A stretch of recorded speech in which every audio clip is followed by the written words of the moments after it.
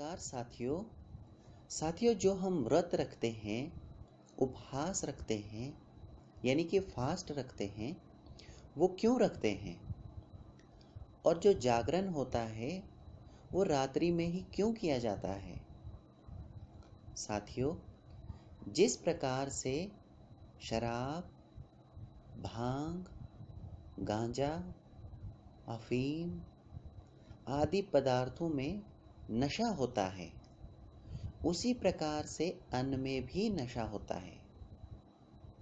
शायद कुछ लोग इस बात को ना जानते हों, किंतु ये सत्य है कि अन्न में नशा होता है। आप भोजन करने के बाद शरीर में आलस्य महसूस करते होंगे, जबकि सिर्फ फल या दूध का सेवन करने से आलस्य नहीं महसूस होता। अन्न की जो नशा है उसको कम करने के लिए पूर्व काल के मनुष्यों ने उपवास व्रत को प्राथमिकता दी। उपवास करने से शरीर का नशा कम होता है और जिससे शुद्धता आती है और मन धार्मिक कार्यों में लगता है।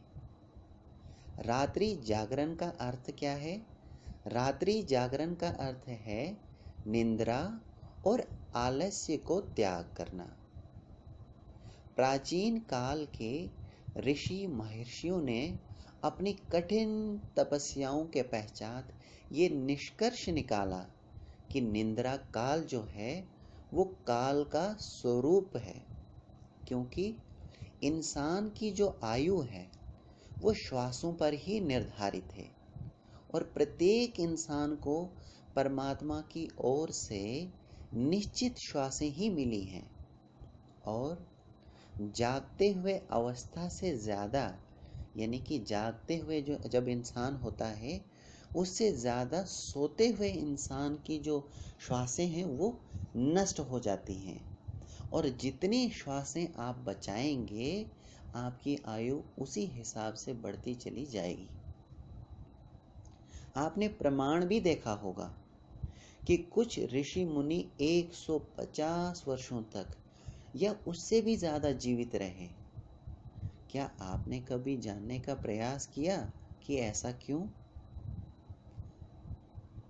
आप क्यों नहीं जीवित रह सकते? इसका एकमात्र कारण है योगासन। इस प्रकार उनकी आयु बढ़ती चली जाती थी। आप भी योगासन करके लंबी आयु प्राप्त कर सकते हैं। वैज्ञानिक और डॉक्टर भी योगासन को महत्व देते हैं। कभी कभी उपवास भी करने को कहते हैं, जिससे शरीर की जो पाचन प्रक्रिया है वो सही बनी रहती है।